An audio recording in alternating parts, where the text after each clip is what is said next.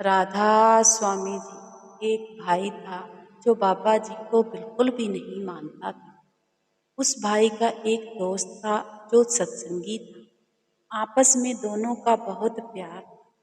जब भी वह आपस में मिलते थे तो हमेशा ही ज्ञान की चर्चा ही किया करते थे। ऐसे ही एक बार वह मिले तो वह जो भाई था सत्संगी भाई से कहने लगा, क्या है राधा स्वामी की सच्चाई?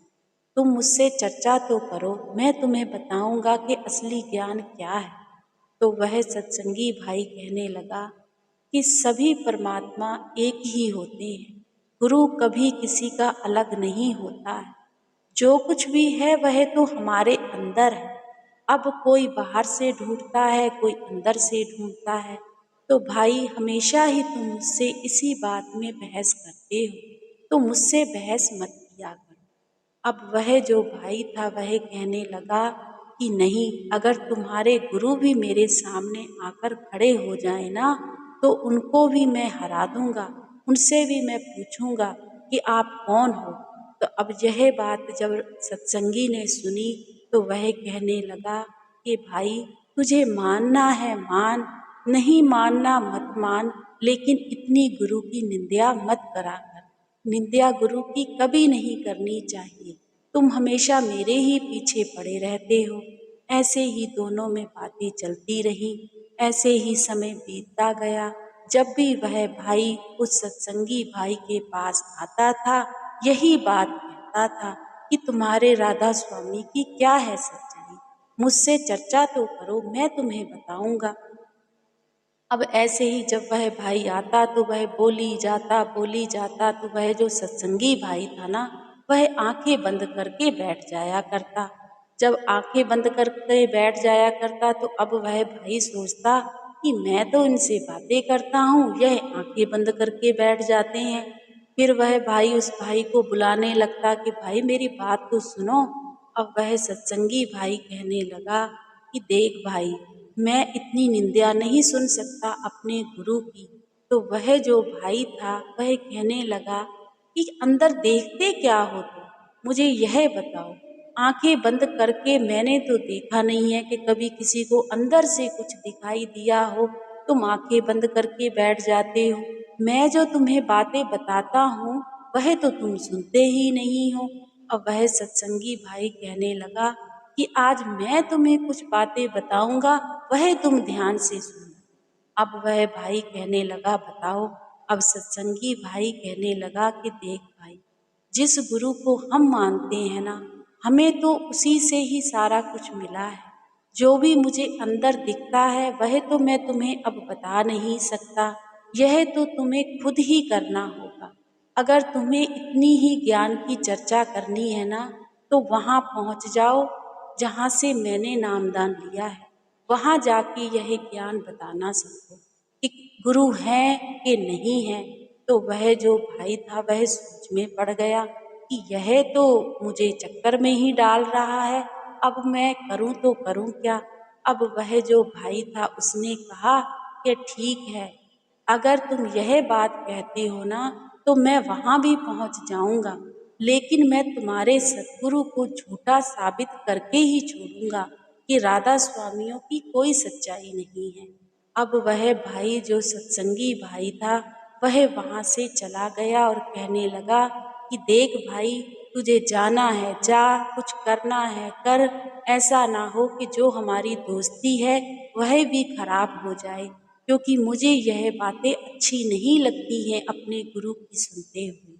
अब वह सत्संगी भाई यह बात कहकर वहां से चला गया। अब वह जो भाई था उसके मन में यह बात आई कि मैं तो इस सच्चाई को झुठला के ही छोड़ूंगा कि कोई राधा स्वामियों की सच्चाई है ही नहीं। अंदर से कुछ भी दिखाई नहीं देता। ऐसे ही लोग झूठी आंखें बंद कर कर बैठ जाते हैं। अब वह भाई ब्यास पहुंच गया। जब ब्यास जाकर देखा तो वहाँ का तो डिसिप्लिन अनुशासन वैसे ही बहुत है। पहले तो जाकर देखकर दंग रह गया कि यहाँ तो बहुत लोग आते हैं, लगता सारे ही झूठे हैं। यहाँ पर है क्या ऐसा कि इतनी दुनिया यहाँ पर इस गुरु के पीछे लगी हुई है? अब वह भाई ने जाकर सत्संग सुना। सत्संग सुनकर तो उस भाई ने सोचा कि सब कुछ ऐसे ही कह रहे हैं, कुछ भी नहीं है, सब झूठ है। सत्संग सुनकर भी उस भाई के मन में सब झूठ ही लगा।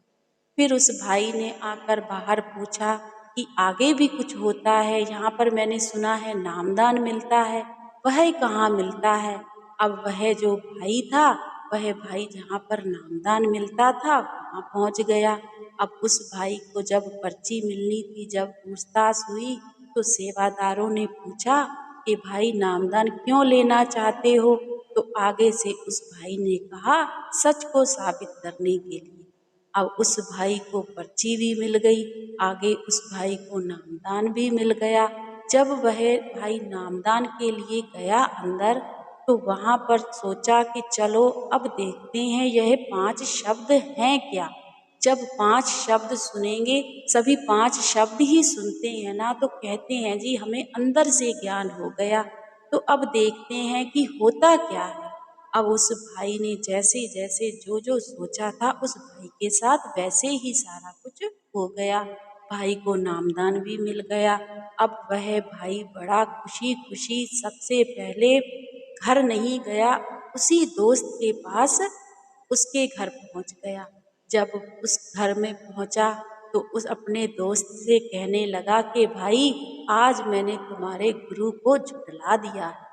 अब वह सत्संगी भाई कहने लगा कि कैसे झुठला दिया है भाई। तो वह जो भाई था कहने लगा कि देखो तुम्हारे गुरु को इतना भी नहीं पता कि मैं कैसा इंसान हूँ। मैं तो वैसे ही गया था देखने के लिए कि वहाँ का क्या हिसाब किताब है और क्या है, और नामदान लेने की अभी कोई मेरी इच्छा नहीं थी। वह तो मैं यह देखना चाहता था कि वह 5 शब्द है क्या। लेकिन वहाँ तो किसी को कोई मतलब नहीं है। मैं गया वहाँ पर सत्संग सुना, सब कुछ है तो बहुत दुनिया, लेकिन वहाँ का मुझे तो कुछ हिसाब किताब समझ में नहीं आया। जब मैं नामदान के लिए गया तो वहाँ पर भी उन्होंने मुझसे कुछ नहीं पूछा, मुझे नामदान भी मिल गया। अब भाई मुझे यह बताओ, तुम तो हमेशा यह कहते थे कि कुछ ऐसी रूहें होती हैं, गिनी चुनी रूहें होती हैं जिन्हें सतगुरु चुनते हैं। अब मैं कौन सी ऐसी रूह थी। मैं तो जब से तुम्हारे साथ जुड़ा हूँ, मैंने तो तुम्हारे सतगुरु की निंदा ही की है, निंदा ही करूँगा, क्योंकि मैं सतगुरु पर विश्वास करता ही नहीं हूँ। अब तो मुझे पूरा पता चल गया है कि जो तुम्हारे गुरु हैं वह झूठे हैं। अब वह सत्संगी भाई कहने लगा कि ऐसा नहीं कहते हैं, इसमें भी कोई राज होगा। अब वह जो भाई था कहने लगा कि भाई तेरी यह बातें सुन के मेरे कान पक गए हैं। मैं हमेशा कहता था कि राधा स्वामी की कोई सच्चाई नहीं है, तब भी मुझे नामदान मिल गया। इतना मैं बुरा भला कहता हूँ और अभी भी तुम कह रहे हो कि कोई राज होगा।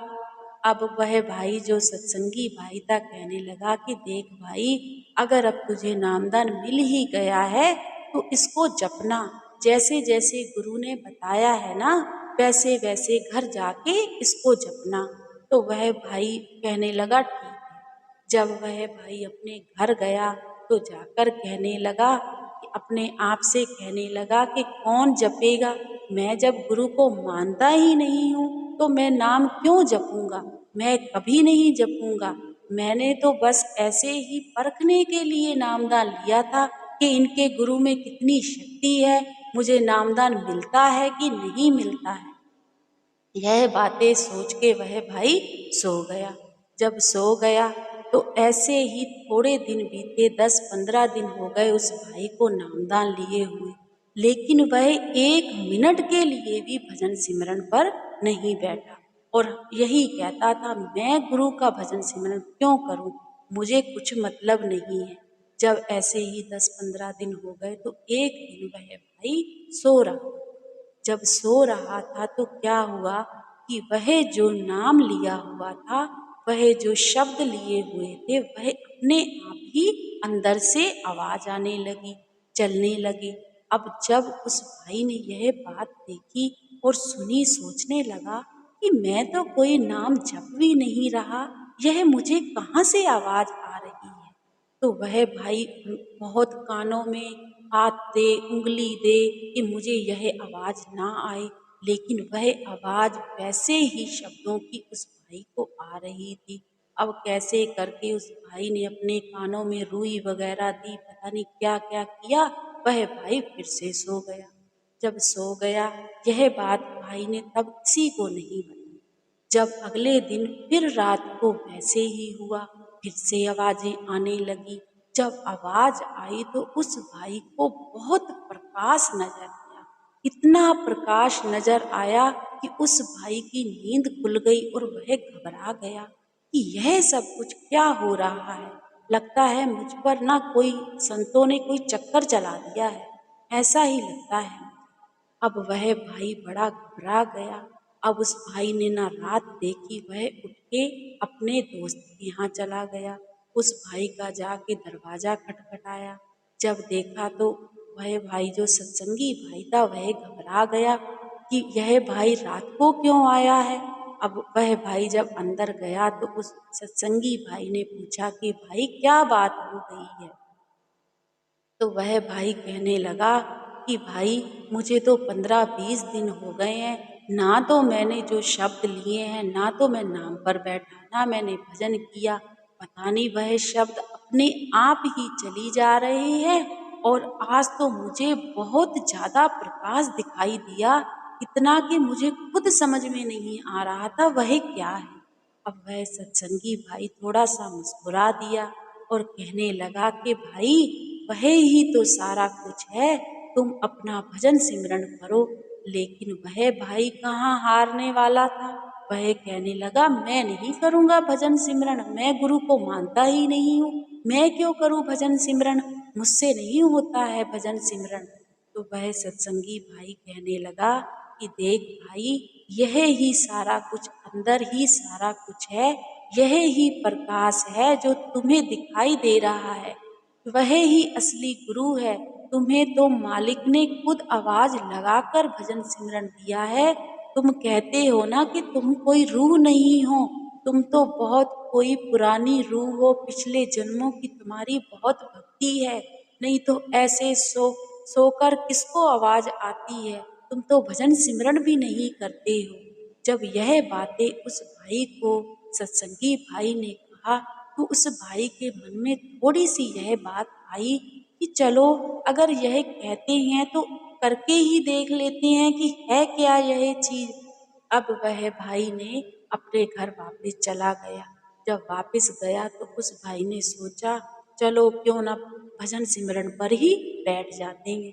जब वह भाई भजन भजन सिमरन पर अभी बैठा ही कि भाई तो रूहानी मंडलों की सैर करने लगा। अब उस भाई को तो इतना आनंद आने लगा, इतना आनंद आने लगा कि उस भाई को 1 महीना हो गया, 1.5 महीना हो गया, वह भाई भजन सिमरन से ही नहीं उठता था। अपना थोड़ा बहुत काम कर लेता था, फिर से अपने भजन सिमरन पर बैठ जाता था। ऐसे ही 1 डेढ़ महीना हो गया, तो वह जो भाई था, वह सत्संगी भाई के घर भी नहीं गया। जब यह बात सत्संगी भाई ने देखी कि 1 डेढ़ महीना हो गया है, मेरा दोस्त मेरे घर पर क्यों नहीं आया, तो वह जो सत्संगी भाई था, उस दिन वह उस भाई के घर पर गया। तो जाकर देखा कि वह भाई तो अपना भजन सिमरन कर रहा है और वह जो सत्संगी भाई था, वह इस चीज को देखकर बड़ा खुश हुआ कि आज तो कमाल हो गई है, यह भाई तो भजन सिमरन कर रहा है। अब वह सत्संगी भाई थोड़ा-सा इंतज़ार किया, तो वह भाई अपने भजन सिमरन से उठकर बाहर आ गया। जब बाहर आ गया, तो देखा कि मेरा सत्संगी भाई खड़ा है, तो उसने अपने सत्संगी भाई को अपने सीने से लगा लिया और पैरों में गिर गया। जब यह बात सत्संगी भाई ने देखी, तो उस भाई को अपने पैरों से उठाया और सीने से लगा लिया, तो कहने लगा कि भाई यह तुम क्या कर रहे हो। तो वह जो भाई था वह माफी मांगने लगा कि मुझे माफ कर दो मेरे भाई, मैं तो हमेशा ही तुम्हें तुम्हारे गुरु के लिए निंदा करता रहा। हमेशा ही मैंने कहा कि राधा स्वामी की क्या है सच्चाई। असल सच्चाई तो यही है भाई कि मुझे तो अब अंदर से सब कुछ पता चल गया है कि असल में गुरु है क्या। इतने सालों से तो मैं भटक ही रहा था, मुझे माफ कर दो। अब वह सत्संगी भाई कहने लगा कि भाई, मैं माफ करने वाला कौन होता हूँ। तुम तो पुरानी कोई रूह थी जो मालिक के साथ पहले से ही जुड़ी थी। निंदा भी वही लोग ज्यादा करते हैं, क्योंकि कहीं ना कहीं जब वह निंदा करते हैं ना, तब भी उसी मालिक का नाम हमसे ज्यादा लेते हैं, तो तब भी वह रूह मालिक की हो जाती है, तो मालिक को उसका भुगतान करना ही पड़ता है। तो भाई, इसमें मेरा कोई अर्थ नहीं है, मैं तो कुछ भी नहीं किया। मैंने तो जो कुछ भी किया है मालिक ने किया है, सतगुरु ने किया है। अब तुम ऐसे ही अपना भजन सिमरन करते रहना। तो वह भाई कहने लगा कि मैं तो धन्य हो गया हूँ, मैं तो अपने गुरु से माफी मांगता हूँ कि हे सतगुरु, मुझे माफ कर दो। मैंने अपने दोस्त को बहुत बुरा भला कहा और राधा स्वामी को भी बुरा भला कहा, अपने सतगुरु को भी बुरा भला कहा। पता नहीं मेरा कहाँ पर जाके भुगतान होगा। तो वह सत्संगी भाई कहने लगा कि कुछ भी नहीं होगा भाई, जो कुछ होना था वही तो हो गया है। अब तो तुम गुरु में लीन हो गए हो, गुरु के तुम्हें अंदर से दर्शन होते हैं। बस यह बात यहीं तक सीमित रखना और किसी को मत बताना। हमेशा ऐसे ही भजन सिमरन करते रहना। ऐसे होती हैं गुरु की रूहें। जो भाई इतनी निंदा करता था, इतना मालिक को बुरा भला कहता था, तब भी वह भाई कहीं ना कहीं मालिक का ही नाम लेता था, मालिक से ही जुड़ता था। और आज देखो, वह मालिक से जुड़ गया है और मालिक का हो गया। ऐसी होती है गुरु की रूहें। राधा